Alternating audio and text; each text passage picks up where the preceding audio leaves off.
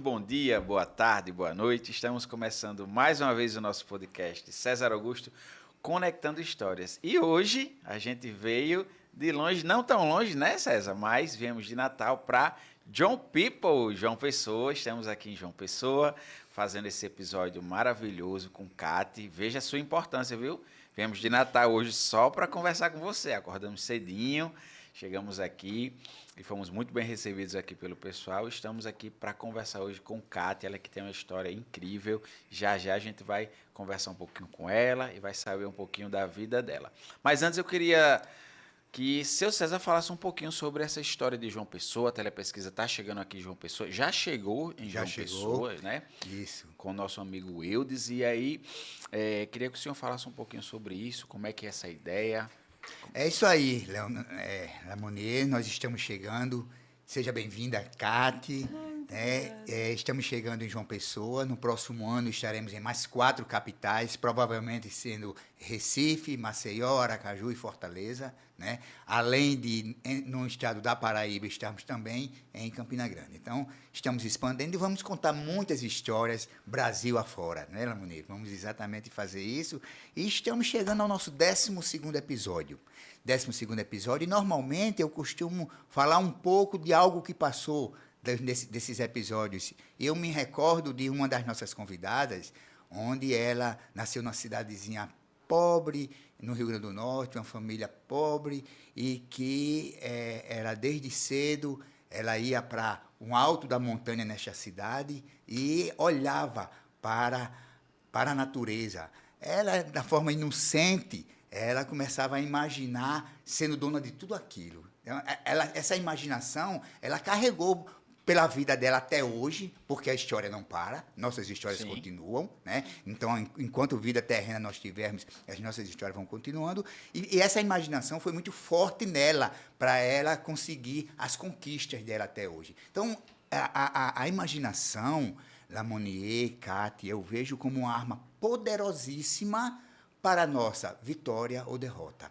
Então, ou seja, como eu tenho usado a imaginação? E aí eu passo essa pergunta para o público. Como é que você tem usado a sua imaginação? Porque nós passamos por adversidades e muitas vezes nos trava. Aquela adversidade nos trava e aí a gente, ao tentarmos dar um outro passo, a gente fica lembrando daquele fato ocorrido e começa a se imaginar perdedor. E aí, com isso, trava, estaciona, porque a imaginação serve ou para lhe paralisar, ou para lhe regredir, ou para avançar. Então, pensemos como nós estamos usando a nossa imaginação. E hoje nós teremos uma história fantástica, né? Nos bastidores, Cati já me falou um pouco da sua história. É uma história fenomenal, mas muito mais do que aplaudir a história de Cati, muito mais do que você dizer, poxa, que história fantástica, é você aprender com essa história. Afinal de contas, em que é que eu posso aprender e aplicar na minha vida? Por quê? As histórias se repetem, Cati. Normalmente, o que você viveu, eu vivi algo parecido, o que eu vivi, Lamonier viveu algo parecido. As histórias se repetem, basta que, de repente, a gente faça um pouco do Ctrl+C, Ctrl+V. Então, aquilo que hoje Cati está vivendo, eu gostaria de viver, e como foi que ela se comportou naquela situação? Poxa, eu vou fazer algo parecido, não é isso? Por que eu vou ter que errar se, de repente, Cati já errou? Então, agora, se ela errou, eu vou acertar desta vez, fazendo adotando a estratégia que ela adotou.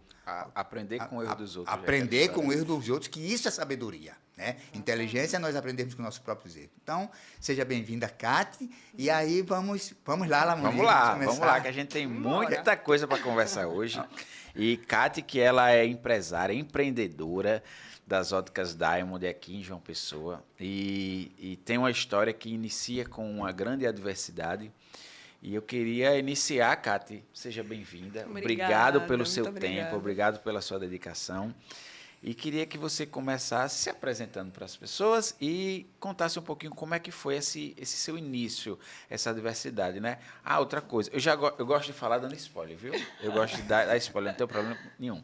Ela iniciou vendendo picolé, tá, gente? muito criança vendendo picolé. A partir de uma diversidade, já começou vendendo picolé. E começou aí, dentro dessa diversidade, a sua vida de empreendedora. Sempre foi empreendedora nata. Então, assim, Kati, seja bem-vinda. O microfone é seu, o nosso espaço é seu. Fique à vontade para contar a sua história. Gente, muito obrigada primeiro pela parceria. Foi maravilhoso conhecer a empresa, conhecer vocês agora.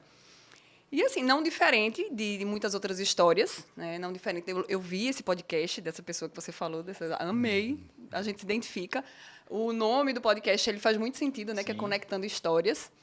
E não muito diferente da dela, a minha também começou em cima de muitos desafios. Né? Eu vim de uma família muito humilde, lá de Recife. Meus pais eram muito humildes, mas muito amorosos. Então, eu senti muito amor da minha família, porém... tinha aquela questão dos medos, né? Dos receios. Pai super protetor, né? A mãe super protetora. E eu lembro exatamente o momento em que eu tive aquele incentivo para ter um futuro diferente, uma realidade diferente da dos meus pais. Eu lembro que, quando eu era muito pequena, eu tenho um tio Roberto, que ele... não aceitava aquilo, ele não gostava do bairro que meu pai morava. Ele era aquele irmão protetor. Sim. Que queria sempre, né, ver o melhor dos irmãos, para os irmãos. E aí eu lembro que uma vez, eu era muito pequena, acho que eu tinha uns 7, 8 anos, ele chegou para mim, me sentou numa cadeira, me colocou na cadeirinha e fez assim: olhe, não aceite essa realidade. Esse lugar aqui não é para você, porque era um bairro bem humilde, sabe, muito violento. E aí ele falava muito para o meu pai para sair dali, mas aí meu pai, com os receios que tinha, né, de ir para um lugar diferente, que não pudesse arcar com tudo, né, meu pai se mantia ali naquele lugar. E meu tio chegou para mim e disse: olha, não aceite essa realidade, não aceite isso daqui. E eu acho que, por eu ser muito pequena, aquilo impactou muito em mim. E aí todos os desafios que vieram depois, eu sempre lembrava dessa cena. Não, isso aqui não é para mim, eu não vou ficar aqui, que isso aqui não é para mim. E aí foi que tudo começou, né? Eu acho que eu tinha 7 anos, mais ou menos. Que foi mais ou menos o tempo que a gente passou a maior dificuldade em casa. Que foi quando meu pai ele perdeu o emprego.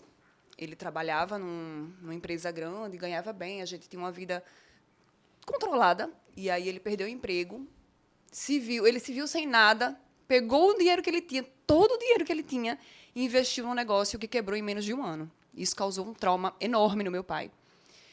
E... foi complicado para a gente. Foi um período que a gente passou necessidade. Faltou realmente o que comer em casa. Foi bem complicado.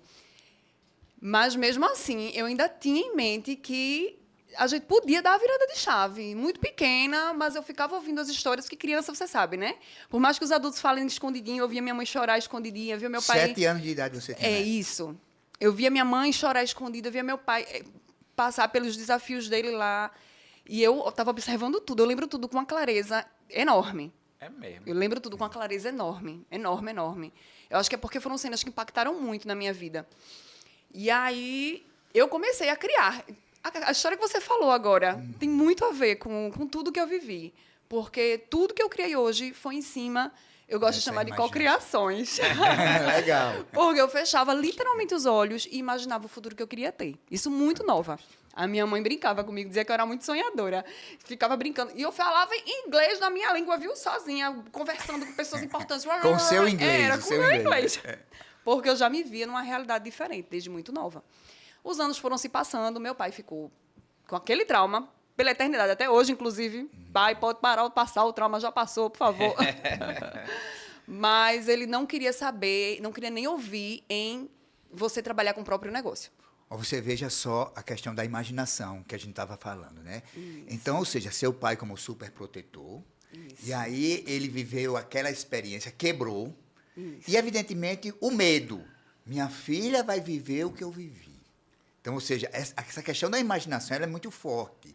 Enquanto Kati imaginava uma vida diferente, diante da adversidade que ela assistiu, o pai dela, super protetor, ela pode viver a mesma coisa. Eu não posso permitir isso. Não é isso? Projetou o medo, né? Exatamente. Exatamente. Seu tio teve um papel fundamental nisso tudo, né? Teve, só com nesse momento, nessa situação, ele mudou todo o meu destino, porque até hoje eu tenho essa imagem na minha mente. E já houve, obviamente, que acontece momentos de a gente pensar em desistir. Houve vários momentos em pensar em desistir. Mas eu sempre lembrava, voltava lá e lembrava, né? Não, eu posso ter uma realidade diferente. Por que não? E aí eu pegava outros exemplos, sabe?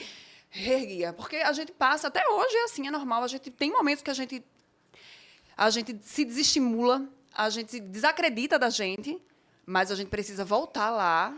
Onde foi, em que momento eu respirei fundo e dei a volta por cima? Vou de novo. Olha só, Professora, muitas não, vezes... deixa eu falar, porque se eu não falar, tá aqui. Ó. Quando a gente estava vindo de carro, a gente vinha conversando no carro, e eu disse uma coisa que César falou, que eu falei assim, César, uma das coisas que o senhor falou mais recentes, que mais me marcou, é o fato da gente conseguir ler o livro da nossa história. E você nem sempre, às vezes você... Acontece várias coisas na sua vida e você não para fazer uma análise. Ó, em certa situação, que atitudes eu tomei? E você está dizendo exatamente que você fez isso. Provavelmente você ainda faça isso hoje. Muito, tem que fazer. Lendo o livro da história, né? Poucas pessoas fazem isso. Tem algo que a gente fala muito, né, sobre a mente consciente e a mente inconsciente, ou seja, os monstros que nós temos internamente. Nós temos o anjinho que dá um conselho e vem um outro, dá um outro conselho, e a gente fica naquele conflito interno. E aí eu começo a imaginar exatamente a mente daquela criança, lembrando do conselho do tio, lembrando do conselho do pai. Veja bem, o pai quer o melhor para a gente. Nossos melhores amigos são os nossos pais. Isso. Os pais querem o melhor para nós, né? Então, evidentemente que o pai de Cátia quer o melhor para ela. Isso. E aí fica aqueles dois conselhos. Então, ok, e agora? O que é que eu vou fazer? Essa mensagem do tio foi muito forte para ela. Não aceite isso daqui. Vá para novos horizontes. Isso. Foi realmente a grande virada de chave. A primeira grande virada de chave, né? Aos 7, 8 anos, mais ou menos, foi aí, nesse momento. E aí iniciaram-se, né, as histórias criadas na minha mente até então. Muito pequena, só podia ser na mente, né? Sim. Mas sempre pensando na questão dos estudos. Não, eu preciso estudar, para eu conquistar, né, realmente o que eu quero no futuro, eu preciso ter uma base. Sim. Mas eu não queria sair da questão do empreendimento. Eu acho que já nasci com isso, né? Já nasci. Aos 11 anos, eu determinei que eu precisava iniciar. Eu preciso fazer alguma coisa, eu preciso fazer algo diferente, né? Para poder começar, dar o primeiro passo. E aí eu lembro que, pensando, cheguei à conclusão que eu poderia vender picolé. Picolé. Na rua, em casa, enfim. E eu pedi ajuda do meu primo. Porque onde vendia picolé na época, isso tem muitos anos, não vou falar tempo aqui para não me comprometer. Filho do tio Roberto, não? Não era filho por parte da minha mãe. Meu tio é irmão do meu pai, inclusive. Olha o choque, né, de diferença. Mas foi o meu primo, pedi ajuda dele, porque onde vendia os sorvetes era muito longe do meu bairro, era no centro da cidade, eu morava em Paulista, Pernambuco, né, a região metropolitana do Recife. E aí eu morava num bairro de Maranguape 2 e só vendia os sorvetes atacado no centro. Aí o meu primo me emprestou uma caixinha de isopor, pegou a bicicleta dele, lembro que eu peguei R$5 emprestado com meu pai, comprei de picolé e saí. E quando meu primo trouxe para mim, eu fiquei super feliz, fiquei tão nervosa, eu lembro daquele dia. Assim, meu Deus do céu, meu primeiro, né, negócio, eu vou sair vendendo. Aí saí louca vendendo para todo mundo, procurei logo os vizinhos, né, para me apoiar. Vendi fiado ainda, para receber depois. Quem nunca, né? Quem nunca? Já comecei, né, desse jeito. Mas, enfim, deu certo. No final da semana, eu estava lá com um pouco mais de R$10. Muito feliz, porque eu já tinha lucrado, né? Já tinha lucrado. Quando eu chego pro meu pai, todo ansioso. Meu pai sempre assim, querendo me trazer para a realidade. Eu não sei nem como é que ele me emprestou esses R$5, né? Depois eu insisti muito, porque foi na base de muita insistência. Aí, quando eu chego para ele, pai, eu vendi tudo, tá aqui, eu já vou mandar comprar mais. Ele fez, e lucrei ainda, vou mandar comprar mais e lucrei. Aí ele fez, mas não é assim que funciona, não. Me devolve R$5? R$5 não é seu, não. Me devolve. Legal. É lição, né? Legal, bela lição. Por mais medo que ele tivesse, ele não me brecava, sabe? Mas ele me mostrava a realidade. Foi bom também, né? Sim. Ai, eu muito triste, devolvi R$5 para ele. Foi logo o primeiro momento que eu entendi que nem tudo que a gente ganha é lucro, né? É assim que funciona? Nem me disseram, não. Ninguém me contou essa parte. Para eu pegar lucro demorou. Fiz novamente e assim foi, passaram-se os anos, eu fui me virando, não vendi só o picolé, fazia docinho para vender, fui fazendo as coisas para ir vendendo enquanto estudava. Fazia bastante essas coisinhas assim. Com o passar dos anos, eu fui querendo sempre mais, né? Porque a gente vai conquistando e a gente vai vendo que a gente precisa de novos horizontes. Isso. Os desafios vêm vindo. Meu pai ainda não tinha se estruturado financeiramente, ele não podia ainda pagar boas escolas. Ele estava fazendo o que na época? Ele passou muito tempo fazendo o famoso bico, né? Passou bastante tempo fazendo os bicos. Ele ficava lá no centro, no bairro de Maranguape 2, tinha uma feirinha, aí tinha um pessoal que tinha umas barraquinhas lá, ele ajudava o pessoal. Ele passou bastante tempo assim. Depois ele foi contratado, eu trabalho até hoje no sindicato, e aí foi quando ele teve estabilidade de novo e conseguiu, né, estabilizar a questão financeira, e a gente ficou tranquilo, sem luxo, mas tranquilo. Sim. Sem luxo, mas tranquilo. E aí... Sem luxo, mas em paz. Em né? paz, isso. Ele não podia investir em educação. Não dava. O dinheiro era para os custos da casa e alimentação. Só dava para isso. E eu sabia, como eu falei lá no início, né, que eu precisava estudar, eu precisava aprender para poder conseguir as coisas. E aí eu comecei a tentar fazer os cursinhos. Meu pai tentava me ajudar, mas não dava para ele, nunca cabia no orçamento, né? Eu comecei a procurar o que tivesse de curso gratuito. O que tivesse de curso gratuito eu fazia. Eu lembro que meu primeiro curso que eu fiz era um curso bem conhecido que era gratuito, e o pessoal até falava muito, que era do Balba Lucena. Não sei se vocês já ouviram falar pro lado de lá, mas lá tinha muito. Era um dos cursos mais simples que tinha, mas era gratuito. E era nesse centro de Paulista. E eu dizia, meu Deus, mas eu preciso fazer o curso, era o curso de computação, o básico que tinha, né? Eu preciso fazer, e agora nem o dinheiro para passagem meu pai podia me dar. Era 2 vezes por semana. Eu ia a pé e voltava a pé. Eu largava do colégio ao meio-dia, o curso começava de 2 horas da tarde, eu chegava em casa, tomava um banho correndo, porque dava mais de 1 hora andando. Caramba. Eu ia a pé para o centro do Paulista e voltava a pé. Voltava já na boquinha da noite, morta de cansada, mas eu fazia o curso. Eu ia todas as vezes, não faltei nenhuma vez. E foi a minha primeira grande realização, porque foi o primeiro curso que eu fiz independente sozinha, né? Você foi lá, você correu atrás, Isso, foi maravilhoso. com suas próprias pernas, literalmente, né? Isso, literalmente. Literalmente. E depois desse curso, eu entendi que realmente eu precisava conquistar as minhas coisas. E eu não podia esperar do meu pai, não podia esperar de mais ninguém. Idade? Nesse período? Aí eu já estava com uns 13 anos, 13 para 14 anos. Era bem novinha ainda. Ainda vendia picolé? Ou não? Aí eu já estava com outros docinhos. Eu nunca deixei, não. Virou uma bomboniere. Eu fazia gelatina colorida. Eu gostava de fazer coisa diferente. Esse negócio de fazer o que todo mundo fazia não era para mim, não. Eu gostava de fazer um negócio diferente. Eu aprendi uma receita de gelatina colorida com leite condensado, negócio bem gostosinho. Eu amei o doce, aí eu fazia, botava nos potinhos, fazia e vendia, né? Passei outro tempo vendendo as gelatinas coloridas, que era bem diferente, a criançada adorava, né? Vendendo, nunca parei, não. E procurando sempre, porque eu sabia que aquele meu momento era para procurar oportunidades. Isso. Aquele momento era o momento de procurar oportunidades. Eu estava chegando no ensino médio, tinha os estágios do CIE, não sei se vocês lembram, se tinha o CIE. Sim. Aqui, pronto. Aqui eu não sei, João Pessoa, mas em Natal tinha. Me lembro. Tenho certeza que o Lemonier lembra muito mais, porque ele é muito mais velho que eu. Conversa essa. Meu Deus, essa conversa está me entregando demais aqui. Mas então, aí, chegando no ensino médio, eu já podia me inscrever no CIE. Eu até comentei com você que foi o período que eu decorei meu CPF, né? Porque a gente consultava, não tinha negócio de internet, esse negócio de você consultar vaga lá, não tinha. Era no telefone. Na época, quando eu comecei, não tinha telefone em casa. Eu ia pro telefone público. Orelhão. Pro orelhão, o famoso orelhão. Gastar as minhas fichinhas lá, para pegar, era um sacrifício, ficava caindo a ficha lá. Aí eu ia pro orelhão e consultava se tinha vaga. Todos os dias eu ia consultar se tinha vaga, sempre.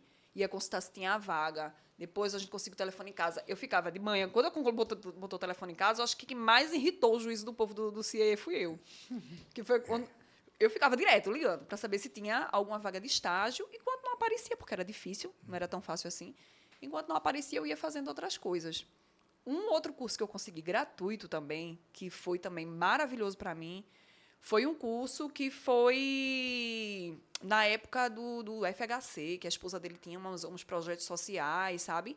E ela disponibilizava uns cursos. Eu fiz esse curso. E nesse curso eu era remunerada. Eu fazia o curso e Recebia. eu recebia R$ 150. Eu era rica naquela época, com esses R$ 150.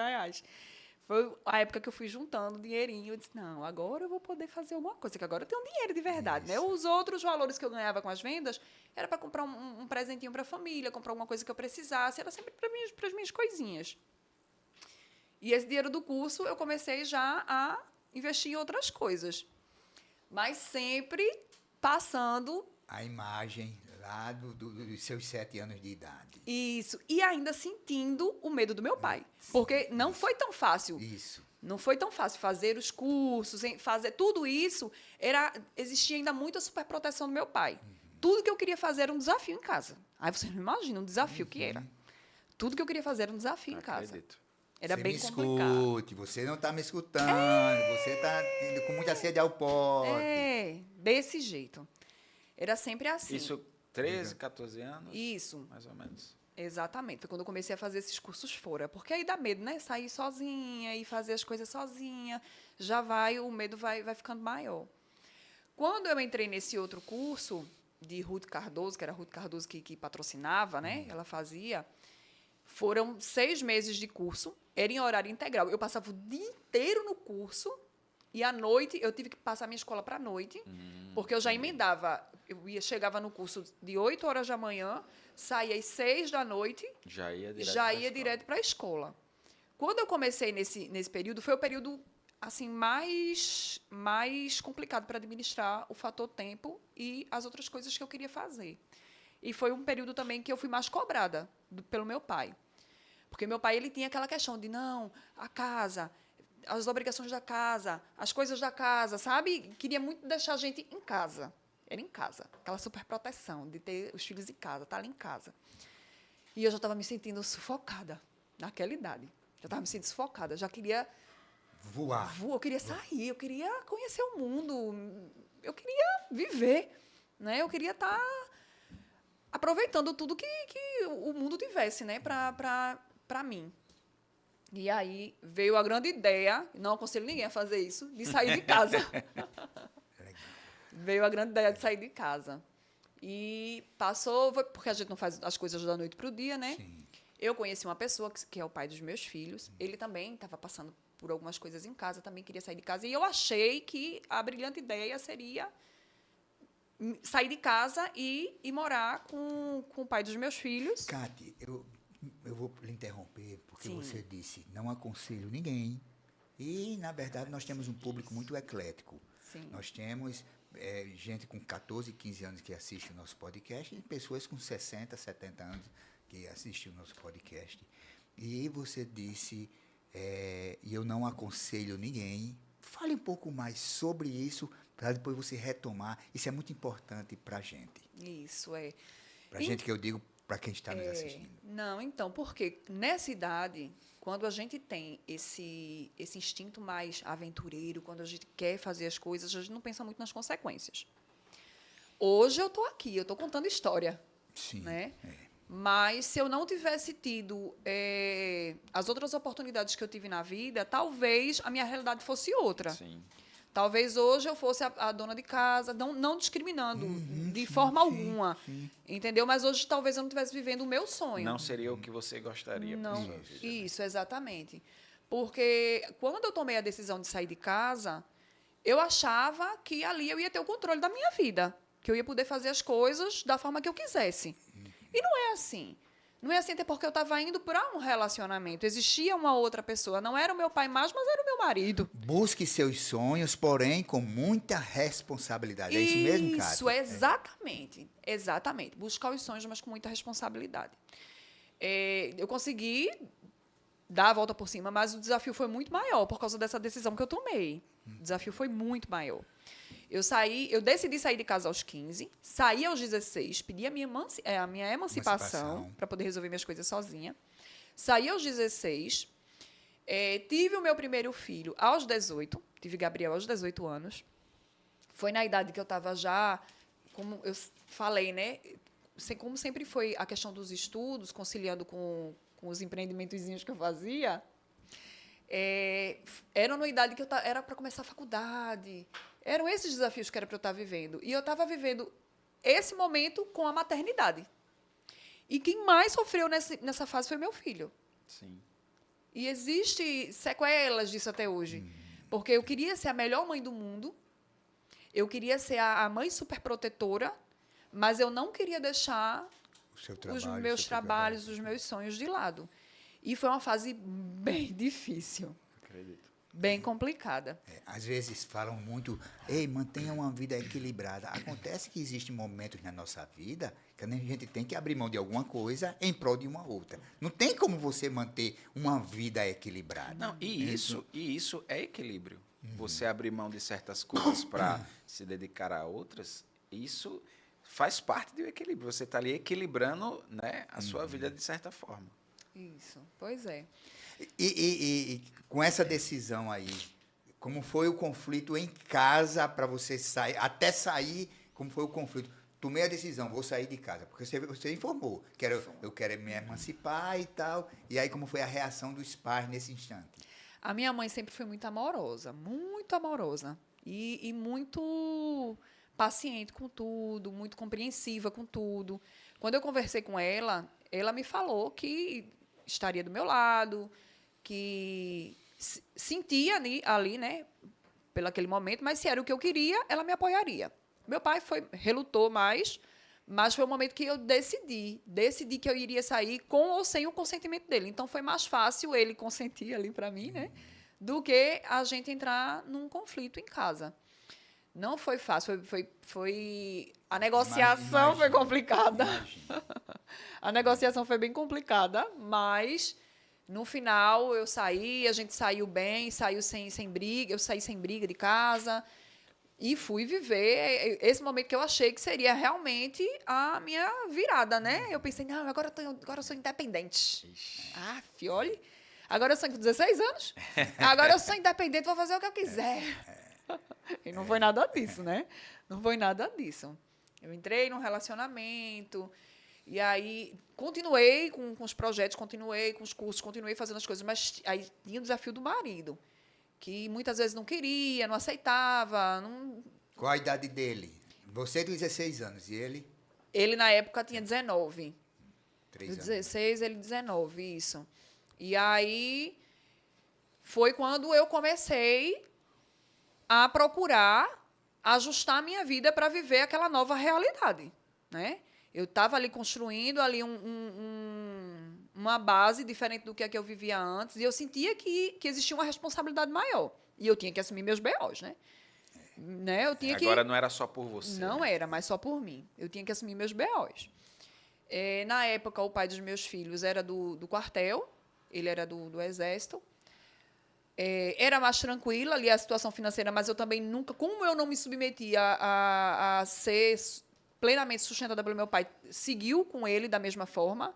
Eu não era porque ele trabalhava, porque ele tinha ali o dinheiro para poder pagar as coisas em casa, que eu fiquei em casa. Nunca quis viver dessa forma. Né? Eu não admitia. Era como se fosse uma questão de orgulho mesmo, que não é bonito falar dessa forma, mas era como se fosse uma questão de orgulho mesmo. Eu não queria ser sustentada por ninguém. Era isso. Legal. Mas é importante, sabe, essa mensagem que você passa, porque aqui é o local de nós nos fragilizarmos. Né? Nós passamos por decepções, nós passamos por mentiras, nós passamos por irresponsabilidades. E, às vezes, a gente quer contar uma história sem mostrar exatamente essas vivências que nós tivemos. Isso, exatamente. E outra coisa, a Netflix está assistindo nosso podcast. Quando sua vida possivelmente virar um filme ou uma série da Netflix, vai ter que passar por essas fragilidades. E isso é o que faz a gente crescer. Num filme, a gente só gosta quando o protagonista ele passa ali por uma situação e consegue vencer, né? Na vida é a mesma coisa. Na vida é a mesma coisa. Exatamente. Foram-se alguns anos, continuei, vendi perfume e vendi produto de beleza. Fui vendendo, vendia tudo que aparecia na minha frente. Vendia, às vezes quebrava, não dava certo, às vezes não era aquilo que eu queria, enjoava, fazia outra coisa. Era assim, a minha vida foi nessa dinâmica. Até que o pai dos meus filhos, 4 anos depois da gente estar casado, ele sai do quartel. E eu fiquei como provedora única em casa. E aí foi que o babado começou, viu? Aí foi que a história começou a ficar mais complicada para o meu lado, porque o pai dos meus filhos, ele tinha uma certa dificuldade para ficar em algum trabalho. Ele tinha essa dificuldade. E todo o tempo que a gente passou junto depois foi nessa instabilidade. A gente não podia contar com ele para nada em casa. E aí Mas no quartel ele passou quanto tempo? No quartel ele passou mais 4 anos depois de a gente casado. Passou mais 4 anos. Certo. E aí, depois desses 4 anos, eu fiquei mais 6 anos com ele. Passamos 10 anos juntos. E durante esses 6 anos, ele entrava no emprego, saía de outro, entrava de um, saía de outro, ficava naquela instabilidade. Ficava naquela instabilidade. E eu já estava começando, já tinha pego alguns estágios no CIEE, já tinha pego, nesse período, né? Já continuava na questão dos estágios. Teve um período que eu fiquei... Vocês já ouviram falar no Parque Aquático, tem o Veneza Water Park? Sim. Pronto, lá tem um sistemazinho de trabalho para aquele pessoal que fica ali como garçom, que você vai lá e arrisca o trabalho do dia. Era R$ 25 a diária, a gente tinha que chegar lá cedíssimo, tipo 5h30 da manhã, ficar numa fila para ver se a gente conseguia aquele trabalho do dia, para ganhar R$ 25 a diária. E eu ia. Quinta, sexta, sábado e domingo. Tinha dia que eu conseguia entrar, tinha dia que eu não conseguia entrar. E aí foi quando eu comecei a vender de novo os sorvetes na praia. Eu já ia perguntar. Em que momento, né? Eu sabia, você tá chegando. Foi quando eu comecei. Por quê? Quando eu não conseguia entrar no... Com que idade isso aí? Aí, esse período eu já estava com Biel, foi com 19 para 20 anos. Eu já estava com Biel, já.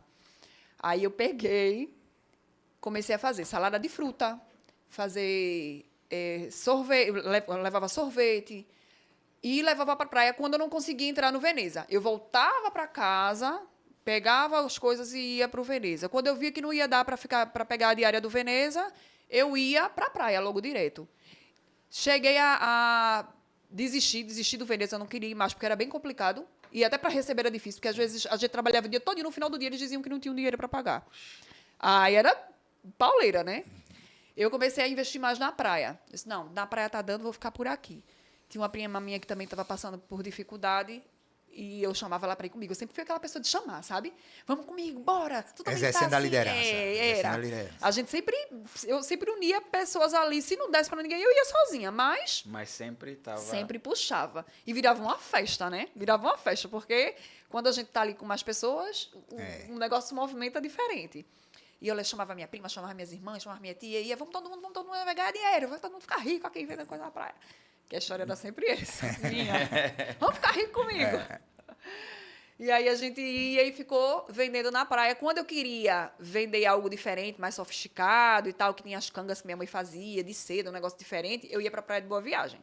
Quando era uma praia mais... elitizada. É uma praia mais elitizada. E quando tinha um produto diferenciado, eu ia para Boa Viagem.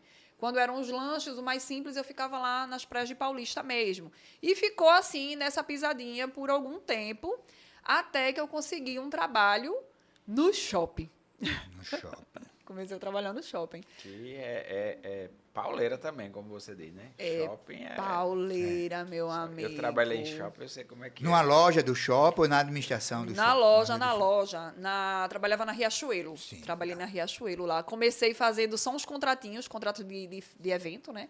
Fazendo contratinhos de evento, de Natal, Dia das Mães. Aí trabalhava 20 dias, alguns dias, até que surgiu uma vaga de fixo e eu fiquei lá por 3 anos. Nesse período, foi quando eu disse, não, tá na hora, eu preciso voltar a investir nos estudos também, né? Funcionária, né? Então, Funcionária. Não Funcionária.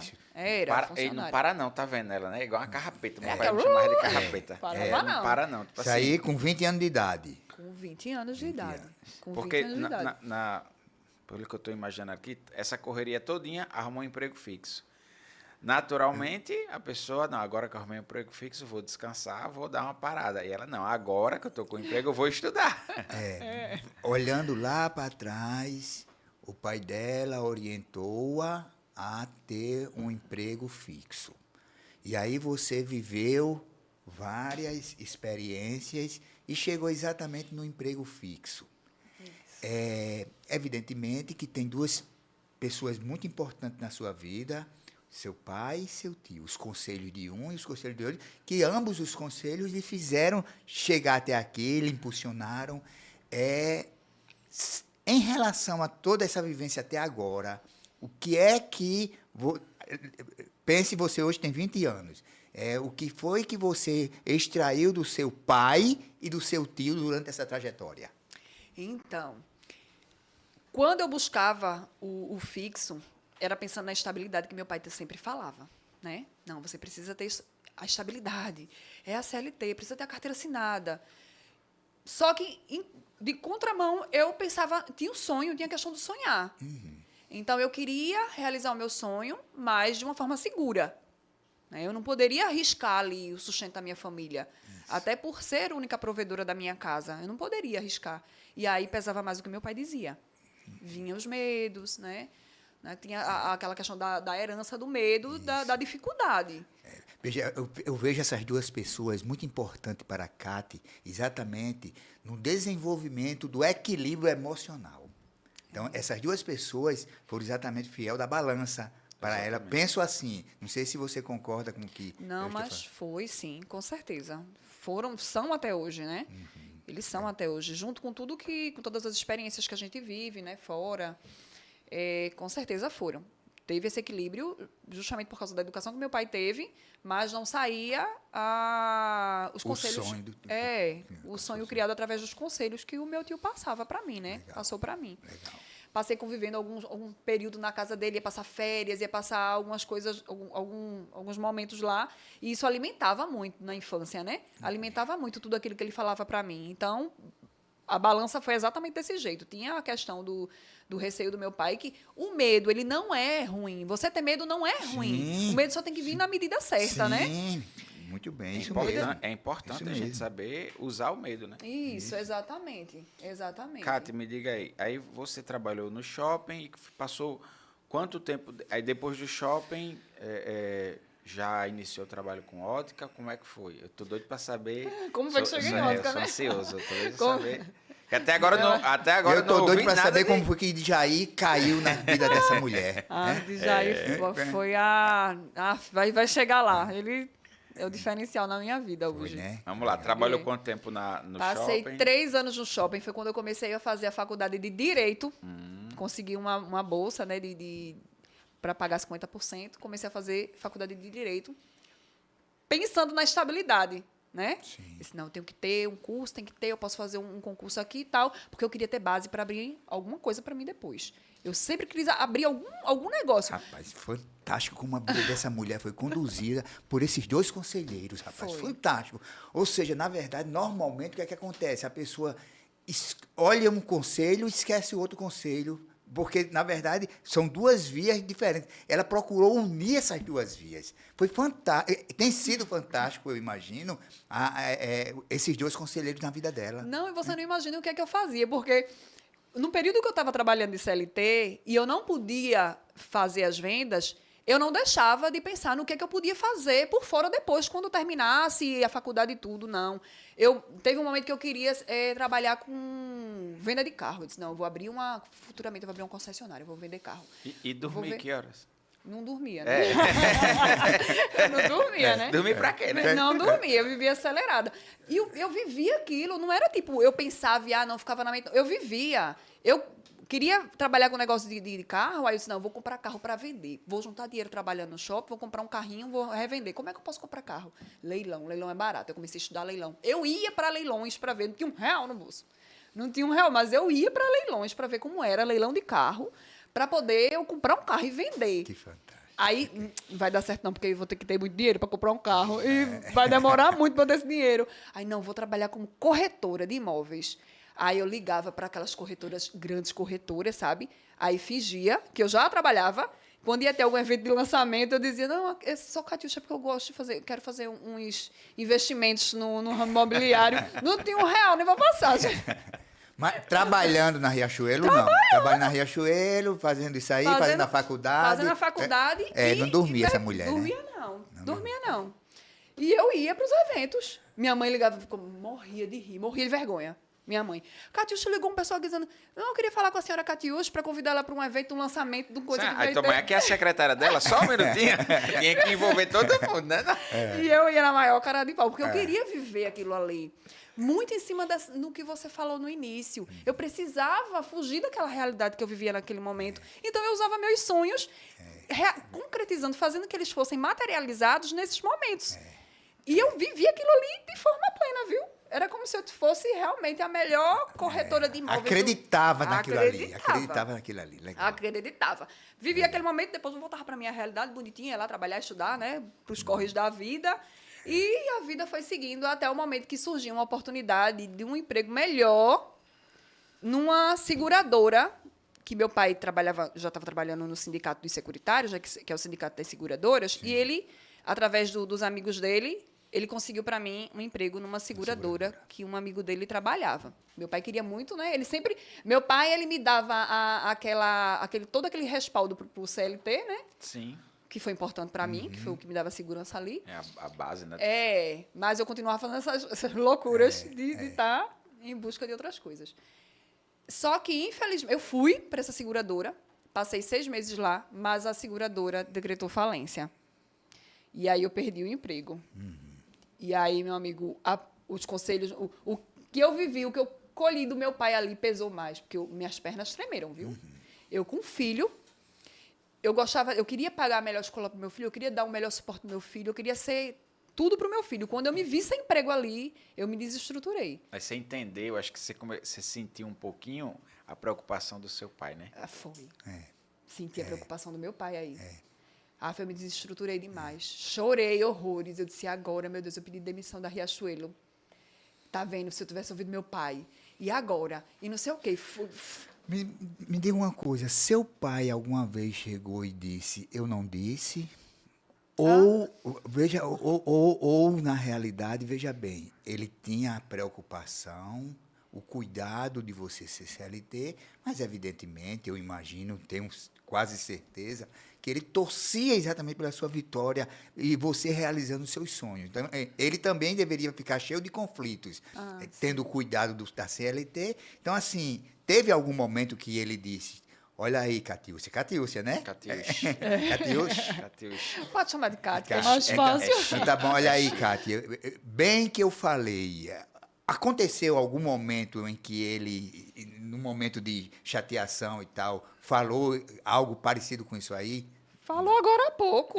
Agora há pouco. Agora há pouco falou. Chegou a falar assim, agora há pouco. Quando eu realmente decidi, foi agora quando eu entrei em ótica, né? Foi nesse momento que eu saí da seguradora que eu caí de paraquedas em ótica, né? Tive que trancar a faculdade, porque eu não podia pagar. E caí de paraquedas numa distribuidora, que era uma distribuidora bem pequenininha, que ficava no centro do Recife, no edifício Bacamarte, que é tipo quase um prédio tombado para a ótica, sabe? Bem antigo, com gente fazendo lente assim na mão, na lixadeira na mão. Eu aprendi sobre ótica na raiz. Na raiz, né? Na raiz. O pessoal fazia as surfaçagens das lentes em máquina. Tinha máquina que era tipo quase a manivela lá. Caí nesse lugar, eu tinha saído de uma seguradora, um lugar que eu estava toda, e fui parar naquele lugar. Eu chorava todos os dias, eu não entendia, eu não sabia nem o que era lente. E fui parar lá. Totalmente nada a ver, né? Nada a ver, nada a ver. Porque eu queria ter o CLT. Eu precisava, eu queria não, eu precisava né? ter o Você CLT. precisava, né? Eu me vi naquela situação que meu pai disse, né? Precisa do CLT. Eu me via naquela situação e eu chorava todos os dias. Todos os dias. O pessoal chegava lá na distribuidora, para perguntar se tinha alguma lente. Chegava lá, Cátia, olha, tem multifocal grande G? Aí eu dizia, tem não, a lente aqui atrás de mim. Ali atrás de mim, eu, tem não. Vivi um sufoco. Até que eu digo que foi o meu primeiro mentor em ótica, seu Geraldo. Ele surgiu na minha vida. De uma forma bem delicada, ele dizia, deixa de ser burra, menina. Deixa de ser burra, menina. Negócio aí, onde tu... Vem cá que eu vou lhe ensinar. E aí ele começou a me ensinar sobre ótica. E eu fui aprendendo na força da necessidade. Na dor. Na dor, porque eu precisava daquilo ali. Eu precisava daquilo ali para sustentar minha família, né? E aí foi quando meu sobrinho nasceu. Minha irmã caçula engravidou, meu sobrinho nasceu e nasceu cego de um olho. Ele nasceu cego. E eu não consegui entender o porquê. Foi um problema que ele teve neurológico, que fez com que ele perdesse a visão. E por eu estar no meio, ali dentro de ótica, eu comecei a buscar informações. No que eu fui buscando informações para entender o que tinha acontecido com meu sobrinho, eu fui me apaixonando. Eu digo que o vírusinhos da ótica foi entrando em mim a cada descoberta que eu tinha. E eu comecei a ter uma expertise em ótica que era diferente das pessoas que costumavam trabalhar em balcão. Então, quando algum cliente, dono de ótica, chegava lá com uma dificuldade com o cliente, meu cliente não está se adaptando por causa disso, eu já sabia identificar qual era... Você já tinha um conhecimento, né? Já tinha um conhecimento. Eu consegui identificar porque eu tinha estudado a questão do meu seu sobrinho. Aí eu dizia, não, olha, pode ser isso, pode ser aquilo. Pode ser não só um problema de visão, pode ser um problema neurológico, eu já entendia tudo. Você está vendo que hoje você vive seu sonho. Né? Vivo. Estou chegando no final, porque eu sou avexado.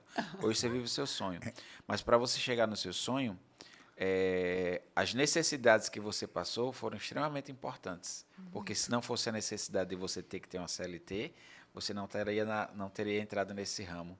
Se não fosse a necessidade do seu sobrinho de você querer conhecer, você também não teria aprendido tanto, né? Então, assim, o equilíbrio de novo, né? Da conselho do pai dela, a necessidade de você ter que ter aquela segurança para dar à sua família, fez com que você conseguisse construir hoje o que é o seu sonho. Exatamente. Eu acho que eu me perdi, assim, foram tantas atividades, não para, ela não para. Eu acho que ela nem contou tudo. Me diga Não uma contei coisa, mesmo, não. me diga uma coisa, seu filho estava morando com você, morou com você, durante essa trajetória toda, estava seu filho lá com você, estava sozinha, Comigo o tempo todo. O tempo todo. O tempo todo.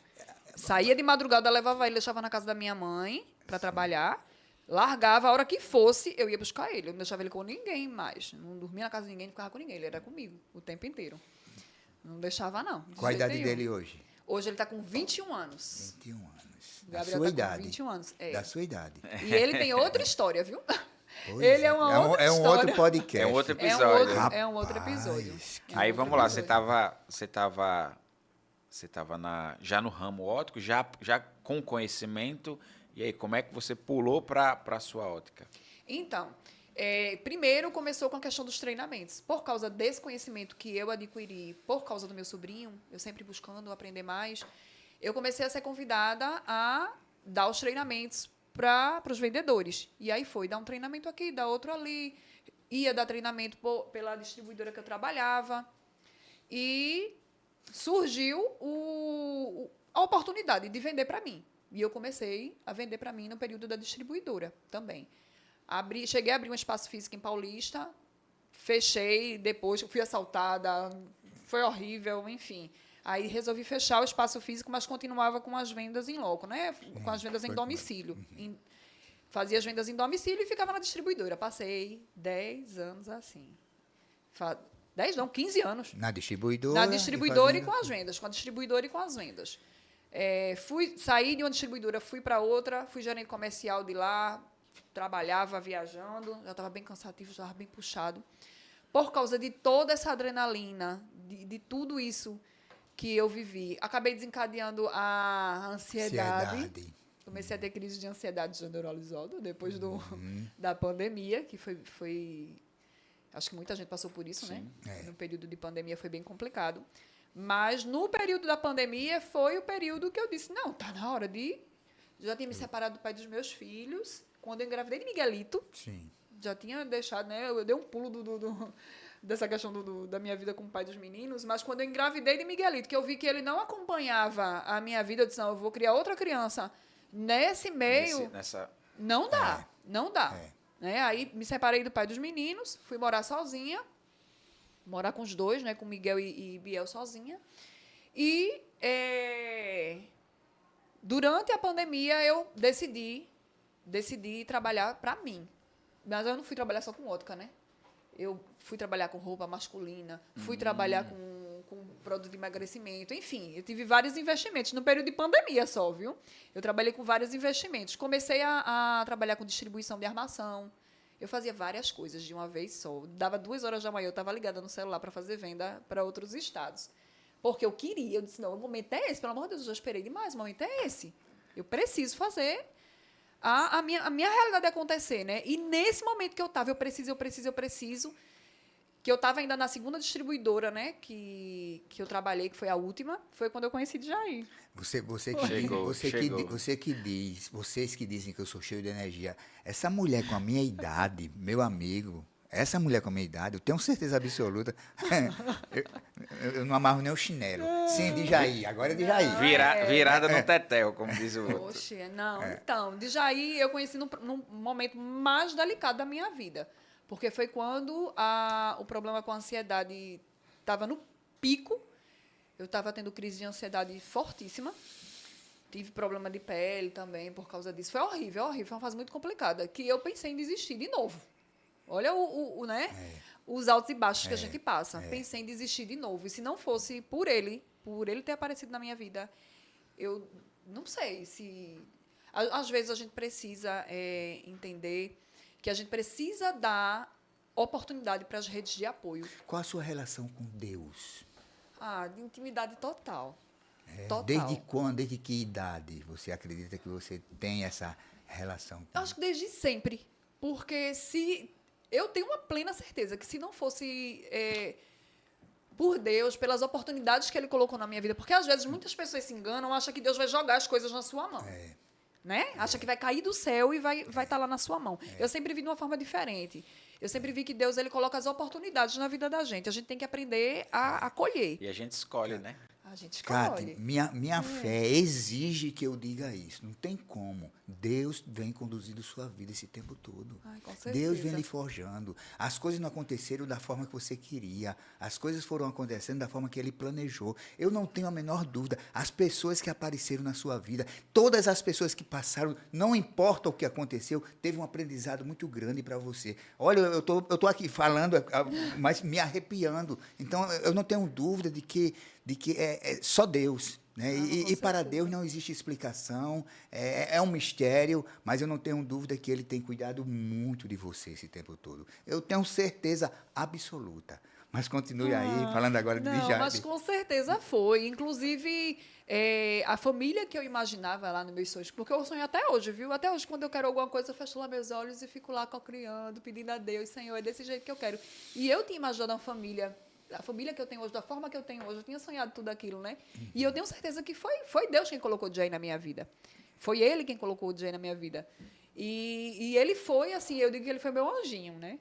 Porque foi nessa fase bem delicada, com relação a ver, você lutou tanto para ter tudo. Ver como são as coisas. Você luta tanto para conquistar as coisas, conquistar o seu lugar ao sol, e aí... por não ter administrado bem as questões emocionais durante todo esse percurso, você pode colocar tudo a perder ali. Tudo a perder. Verdade. E quem trouxe equilíbrio para mim foi Djaí. Ele literalmente trouxe equilíbrio para mim. Como foi que você o encontrou ou ele te encontrou? A gente se conheceu pela internet, Instagram. Conheceu pela internet. E aí foi conversando, porque foi num período de pandemia, ninguém nem estava saindo de casa, né? E aí a gente marcou para conversar, foi conversando, as ideias foram sempre batendo. Engraçado que conversinha de paquerinha, geralmente é sobre o casalzinho ali, né? A gente falava sobre negócios. Era sobre trabalho. Foi por isso que deu certo. E você então. veja bem, você veja só. Olha, e é isso que você estava dizendo. Djaí chegou no momento difícil da minha vida, me deu esse equilíbrio. Veja só, muita gente foge disso. Eita, peraí. Problemas, essa mulher está cheia de problemas. Que conversa, vou procurar outra.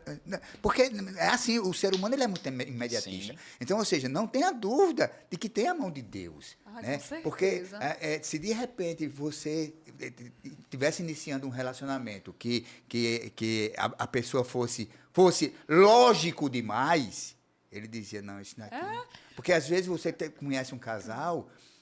eu trabalho muito com jovens casais. Digo, você tem certeza que você quer se casar? Seu César, se não der certo, eu separo. Então, já começa esse... Então, já começa pensando no eu que vai não dar tenho errado. dúvida realmente, viu? Não, Não, com certeza. Eu fui um grande desafio para o Jair, viu? Não sei como é que ele me aguentou. É igual. Parabéns, viu, igual- Jair? Ele tá aqui, ele tá aqui. Ele Igual- tá filmando, é ele tá igual- filmando para comprovar. É igual a Dona Valda, viu? Mas vai ficar no YouTube, nem se preocupe. Ele é o santo e Valda é a santa que entram no céu. Tem que existir, tem que existir. Eu não sei como é que ele aguentou, porque eu cheguei com um filho de 19 anos na época, chamando ele de padrasto. Um seu Lunguinha, porque Miguel era cri-cri, chato. Seu Miguel, Lunguinha. não aceito esse namoro. Miguel não aceitava um namoro na época. E eu com os meus conflitos emocionais lá, né? E ele não, ele acreditou em mim. Ele acreditou em mim de uma forma assim que... Eu sei que muitas outras pessoas acreditaram, mas ele não só acreditou, como ele me apoiou. Ele não saiu do meu lado. Ele segurou na minha mão e disse que poderia ser diferente. E eu... Vamos convidar de Jair, viu? A história dele é bem longa também, viu? Ele tem muita coisa, assim, a estrutura que ele teve, com a história que ele teve, foi o que me deu forças para me reerguer. Porque depois de tudo que eu lutei, eu ia desistir de tudo por não saber lidar com as minhas emoções. Né? E ele foi meu ponto de equilíbrio. Olha aí. Desistir de tudo, veja bem, e muitas vezes a gente desiste da vida. Quando desiste de tudo. E se você não tem um controle emocional, né, muito grande, poxa vida, Jair foi muito importante. Foi, ele salvou minha vida, posso dizer desse jeito, que ele salvou minha vida, literalmente. Literalmente. E aí você conheceu o Djair nesse período que você estava ainda trabalhando com óptica, mas trabalhando com outras coisas. Isso. E aí, em que momento você... Isso em Recife? Em Recife. Tudo em Recife. Isso. Na distribuidora... Eu estava na distribuidora e vendendo minhas coisas. Sim. Isso, certo. E aí, Minhas coisas. E João Pessoa entra em que momento na sua vida? Ai, João Pessoa foi numa... Eu já tinha conhecido João Pessoa, mas quando eu tinha vindo a trabalho. Então, eu não conhecia a parte turística, né, de João Pessoa. Tinha vindo a trabalho. O meu último trabalho em João Pessoa, eu vim com o Jair, porque ele se ofereceu a vir numa das minhas visitas. Não, eu quero ir, porque ele já estava envolvido nessa minha dinâmica, né? Ele já estava super envolvido. Aí a gente veio para cá e, naquele momento, eu senti que aqui seria o nosso lugar. Né? Na época, a gente estava só namorando, estava se conhecendo. Mas eu senti que, em algum momento, a gente ia vir para cá. E, no decorrer do relacionamento da gente... foi surgindo a minha necessidade de me mudar. De Jair, também já estava sentindo isso, mas a gente fala que o motivo maior da gente ter vindo para cá foi a adoção de um cachorrinho. O resgate, que eles foram o resgate, né? O resgate do cachorrinho, de Ed, um Beagle, que não dava para ficar dentro de um apartamento, né? E ele precisava de uma casa. E a gente começou a procurar casa por causa do cachorrinho. Olha aí. Do nosso filho, que aí é nosso filho.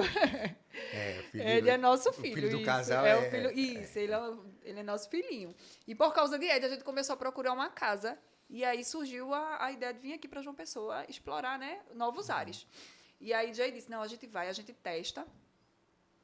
Não, minto eu. O convite foi dessa forma. Olha, amor, eu tenho um convite para fazer para você. Cada um morava na sua casa na época, né? Cada um na sua casa. Tem um convite para fazer para você. Vamos juntar esses escovas de dente. Não, ele fez assim, Ed, tem um convite para fazer para você, Ed. Colocou o cachorro, colocou... Ed, tem um convite para fazer para você, vamos morar com a gente? Aí eu disse, vai ser ótimo, vai ser maravilhoso. Pronto, a gente resolveu juntar as escovinhas de dente nesse momento. Ed foi o nosso cupidozinho, no cachorrinho. Vocês estavam com menos de um ano? Tava com um ano, mais ou menos, né? Não, tava com um ano, mais ou menos, de relacionamento. Mas foi tudo tão... Minha vida foi tudo tão dinâmica que até o relacionamento com ele foi assim. E aí a gente procurou... Mas é porque foi conquistada a confiança muito rápido, né? Foi. Ele chegou num momento crucial na sua vida. Ele foi o seu terapeuta. Né? Ele foi o seu terapeuta. E aí, terapeuta, a gente começa a confiar nele em meses, em dias. Né? Então, e foi isso, talvez, que tenha acontecido. Mas com certeza foi. E eu digo para eles, o que a gente viveu em 3 anos, se a gente for contar, o pessoal vai pensar que são 10 anos de relacionamento, que são 15 anos de relacionamento. Que a gente vive tudo de uma forma muito intensa, porém com muita prudência, por causa dele. Porque ele é o ponto de equilíbrio. E Miguel hoje ama o padrasto, Miguel né? Miguel tá sempre do lado dele, né? Em tudo. É o chaveirinho de Djaí agora, Miguelito. E aí, aqui em João Pessoa, você decidiu realmente abrir a ótica. Então, nós vimos para cá com a ideia de ficar como um teste, né? Vamos passar uns 2 anos para testar, para ver se dá certo. Com 6 meses, a gente já queria comprar casa aqui, né? Já estava querendo ficar de vez, porque realmente o lugar é muito acolhedor. Não quero fazer propaganda para não ir todo mundo para cá e pronto. Mas é maravilhoso. Mas eu sou apaixonado por João Pessoa. João sou Pessoa é apaixonado. maravilhosa, é uma cidade maravilhosa. Com o passar do tempo, Jair veio me incentivando, né? Não, bora, tá na hora já de abrir a loja. Eu fiquei com os atendimentos em Recife ainda, em loco. Então, eu ia para lá, se não toda semana, ou de 15 em 15 dias, eu estava em Recife para fazer os atendimentos. Fiquei, né, só com os atendimentos em ótica.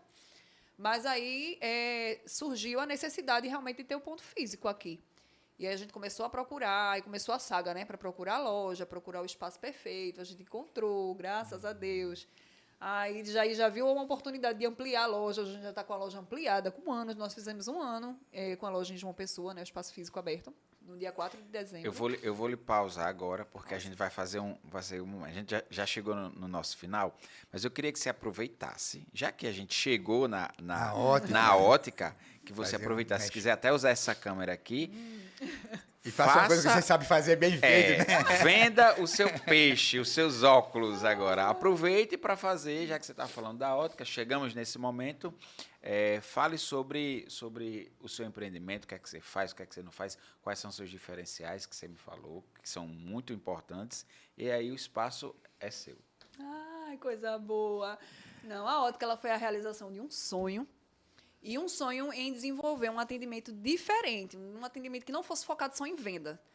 Nós temos como prioridade o atendimento humanizado nas óticas Diamond, onde a gente entende as dores do cliente, onde a gente entende qual é a real necessidade dele, onde a gente sabe que o vender um par de lentes, ele vai muito além de vender lentes com valor agregado maior. A gente precisa vender a necessidade que o cliente está precisando ali naquele momento. Então, a gente não foca no, o par de lentes mais caro. Não é isso, o nosso foco não é esse. A gente procura levar qualidade com bom senso também para o cliente, né, para aquela realidade que ele vive ali, e realmente atendendo as dores dele. Hoje, o foco maior das óticas Diamond é trazer o que tiver de mais avançado em tecnologia, mesmo estando num bairro mais popular. A gente quis fazer isso, fazer esse diferencial, onde todos os outros empreendedores buscam um shopping, um bairro mais sofisticado para estar colocando. A gente trouxe para o bairro um atendimento com alta tecnologia, um atendimento diferenciado, porque a gente sabe que com esforço, com dedicação e com trabalho, onde quer que a gente esteja, sim, a gente consegue fazer o negócio acontecer. E aí a gente escolheu o bairro do Geisel para poder, né, dar o Jair escolheu, na verdade. Foi ele quem viu lá a loja e viu que ali poderia ser feito o diferencial. E lá a gente leva todo esse conhecimento, toda essa bagagem que a gente construiu, que eu construí durante os 16 anos, e Jair viu esse bom proveito. E a gente leva diretamente para o cliente. Onde antes era dado em treinamentos, em palestras, e se passava para os funcionários, hoje o cliente da gente está passando direto para o cliente. Então, o cliente ele não compra só os óculos, ele tem uma consultoria em ótica. Ele sai de lá entendendo o que ele tem, ele sai de lá entendendo o que é que ele está comprando, que não é só um par de resina transparente, não é isso. Ele entende a tecnologia que é investida naquela lente. O nosso diferencial é esse, é fazer com que o cliente entenda o que ele está comprando. Legal. E que ele compre o que ele realmente precisa. Não compre o que a gente quer vender. O que vocês querem vender. É isso, exatamente. Muito que bacana. Chegamos ao final, assim, rapidinho passa, né? Rapidinho passa. Eu queria passar o dia todo aqui. Se a gente ficasse aqui, tinha história para contar. E aí, César, o que é que a gente... Eu sei que são muitas lições, mas o que é que a gente tira hoje da história de... Mas assim, que história fantástica, né? Eu espero que o nosso espectador, ele não só assista, mas reassista, reassista, vá folheando esse livro várias vezes, porque foram muitas lições, né? Então, assim, às vezes nós temos sonhos e vem pessoas que nos amam e nos dão um conselho e a gente deixa de lado. Mas são pessoas que nos amam. Então, a gente tem que levar muito a sério isso, mesmo que seja dicotômico, né? Ou seja, o inverso. Mas talvez uma das maiores lições que eu recebi, o maior ensinamento que hoje Cátia passou, foi exatamente essa questão aí do pai e do tio Roberto. ela tem levado a vida olhando esses dois aspectos. O carinho, o amor do pai, é aquele meu pai que é superprotetor e que me ama e quer o melhor para mim, e aquele meu tio incentivador, sonhador e que quer me estimular também a sonhar. E ela levou essa vida toda com esse equilíbrio que não é fácil. Não. Que não é fácil, mas ela sempre foi pesando as decisões dela, ouvindo a voz do pai, ouvindo a voz do tio. Então, assim, que você valorize a opinião dos que te amam. E o mais importante, esteja sintonizado a Deus. Busque a Deus o tempo inteiro. Acredite em Deus. Não adianta você dizer que tem fé e ficar duvidando dos sonhos que Deus tem para você. Então, se entregue a Ele. Né? Você venceu muitas adversidades, Cátia, e você passou muitas lições. Para mim, eu espero que tenha passado para cada espectador. Obrigado pela sua presença. Obrigado, Lamonier. Obrigado, Eudes, Miguelito. Obrigado, Djair. Obrigado, Fernando. Obrigado a todos. Obrigado, espectadores. E já vamos para o próximo 13º podcast. Quem diria, né? Quem diria? Poxa. Começou a gente sem pretensão, assim, tinha uma pretensão, lógico, mas tanto eu quanto o César éramos novatos em podcast. Eu nunca tinha apresentado, ele nunca também tinha participado, apresentado, né? E aí já conseguimos 12, né? Vamos para o 13º. Isso. Cátia, muito obrigado pela sua disposição, pela agradeço. sua disponibilidade, pela sua história.